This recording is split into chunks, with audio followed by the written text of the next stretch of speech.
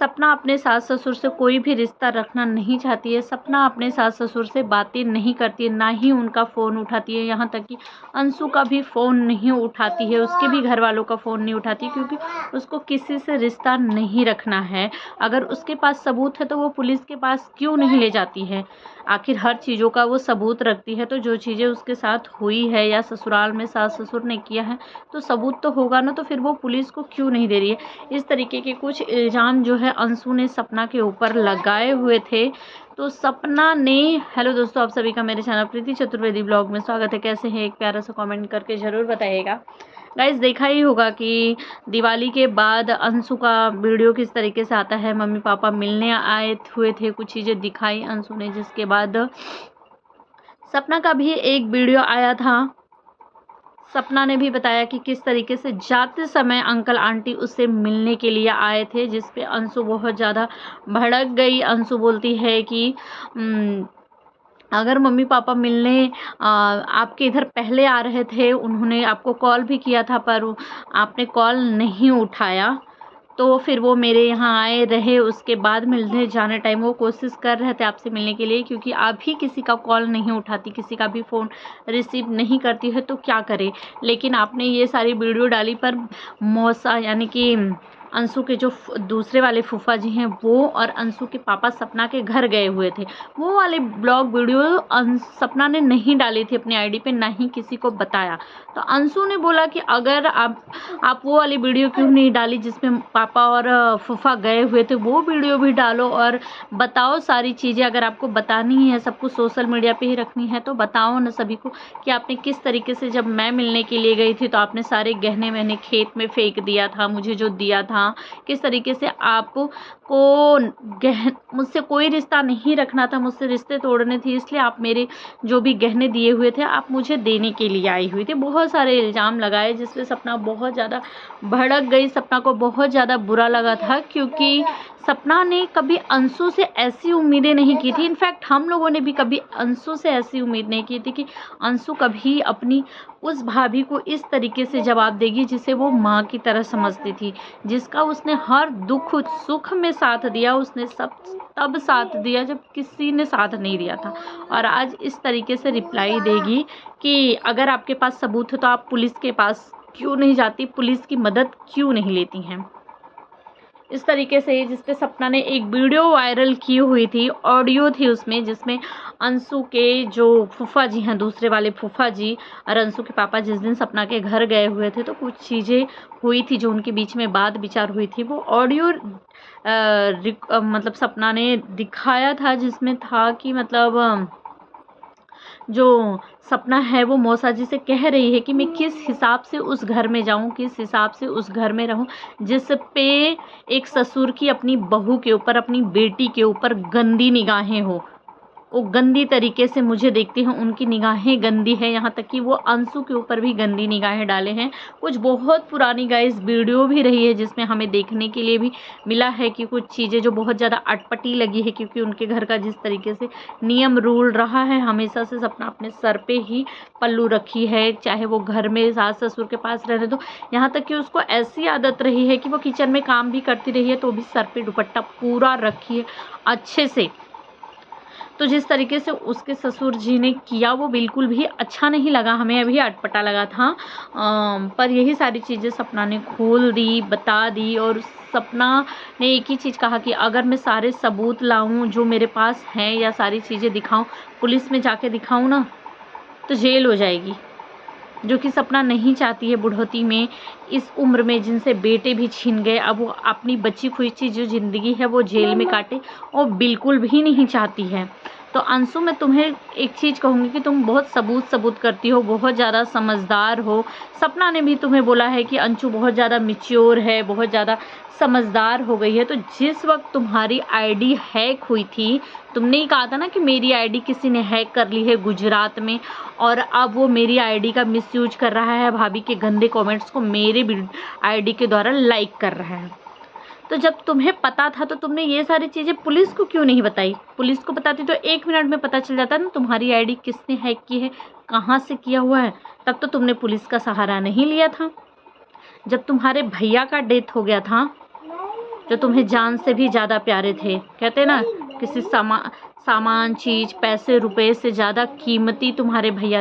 तुमने अपने भैया के लिए कंप्लेन क्यों नहीं किया था? जब अलका जी चीख चीख के तब भी कह रही थी, आज भी कह रही हैं और कहती ही आ रही, न जाने बेचारी कितने टाइम तक कहेंगी। मुझे ऐसा लग रहा है कि ये सारी चीज़ें वो चीख चीख के खुद ही शांत हो जाती हैं।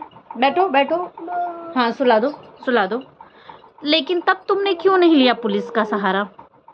आज तुम सपना को ज्ञान दे रही हो कि अगर आपके पास सबूत है तो भाभी जाइए। तुम क्या चाहती हो कि वो जो तुम्हारे बूढ़े मम्मी पापा हैं वो भी जेल चले जाएं? किसके दिमाग पे चल रही हो? कौन तुम्हें ये सारी चीज़ें सिखा रहा है? क्योंकि सपना जिस तरीके से तुम्हारे साथ रही है, जिस तरीके से हमने तुमको हमेशा सपना का सपोर्ट करते देखा, कभी तुम्हारा ऐसा टोन नहीं रहा है बेटा कि तुमने कभी इस तरीके की चीज़ें बोली हो सपना के लिए। तो आज फिर क्यों, आज इतनी नफ़रत क्यों हो गई तुम्हें तुम्हारी भाभी से कि तुम बोल रही हो कि अगर आपके पास सबूत है तो पुलिस का सहारा लीजिए? अगर ये किसी और के शब्द हैं तो तुम वो कहे ना, वो सामने आकर के सपना से पूछे, तुम क्यों कह रही हो?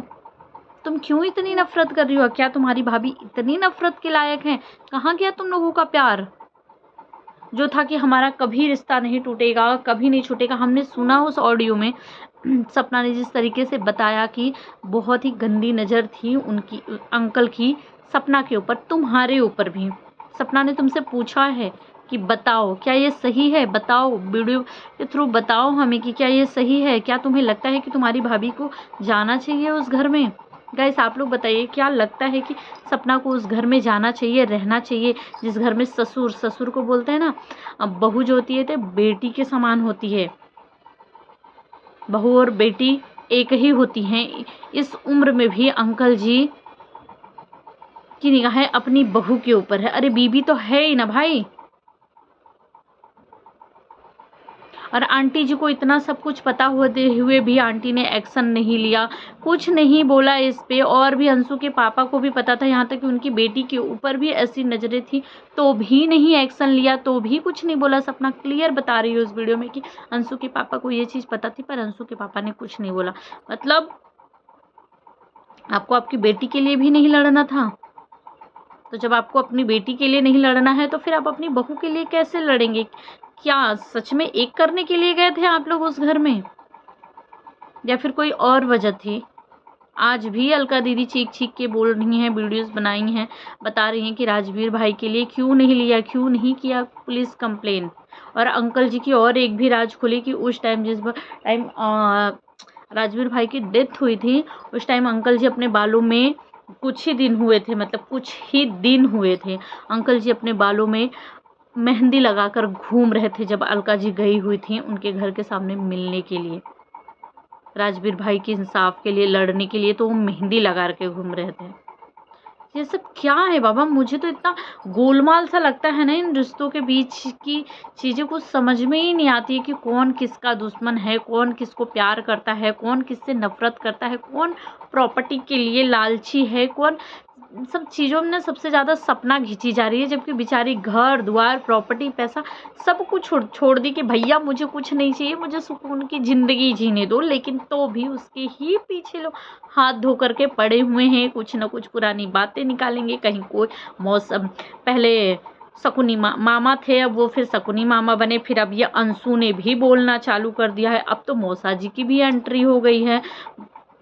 सब इनके क्या बोलते हैं, अंशु के भाई की एंट्री थी ही, पड़ोसी की एंट्री अचानक से बीच में हो ही गई थी, और अब मौसा जी की भी एंट्री हो गई है।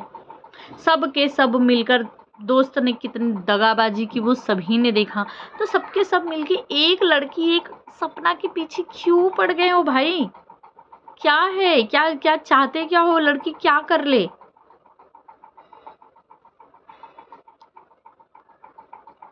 फिलहाल हम अंशु के रिप्लाई का इंतज़ार कर रहे हैं, क्योंकि अंशु से बहुत सारे लोगों ने सवाल पूछा है, और मेरा भी सवाल है अंशु से कि अंशु आज जिस तरीके से तुम अपनी भाभी के लिए बोल रही हो कि भाभी के पास अगर कोई सबूत है तो पुलिस के पास क्यों नहीं गई? तो मैं तुमसे भी कहना चाहूँगी, जब तुम्हारी आईडी हैक हुई थी तो तुम इतनी जब समझदार हो, तुमको पुलिस सबको पता, तो तुम क्यों नहीं गई पुलिस का सहारा लेने की तुम्हारी आईडी को किसने हैक किया था और तुमने क्यों नहीं बताया हमें कि तुम्हारी आईडी किसने हैक की। जाना चाहिए था ना, लेना चाहिए था ना पुलिस का सहारा। आखिर आईडी का सवाल था जिसके लिए इतनी लड़ाइयाँ हो रही हैं। अंशु की आईडी, सपना की आईडी अंशु को दी जा रही है, अंशु की आईडी सपना को दी जा रही है। द रोड चैनल अचानक से गायब हो गया, उसको भूत ले गया, आसमान ले गया, किसी का पता नहीं। सपना बोल रही मेरे पास नहीं, अंशु बोल रही मेरे पास नहीं। तुम लोग पुलिस का सहारा क्यों नहीं ले रही हो तब? मेरा भी ये सवाल है। मैं अगर मेरी वीडियोस देखना तो ज़रूर देना मेरे सवालों का जवाब। बाकी जो सपना ने पूछा है या जो अलका दीदी ने पूछा है उनके सवाल का जवाब भी ज़रूर देना। हम इंतज़ार कर रहे हैं। और गाइस आप लोग भी इंतज़ार कर रहे हैं, आप लोगों के भी कुछ सवाल हैं तो कमेंट में ज़रूर बताइएगा। अंशु उनका भी रिप्लाई देना अगर वीडियो देखना तो।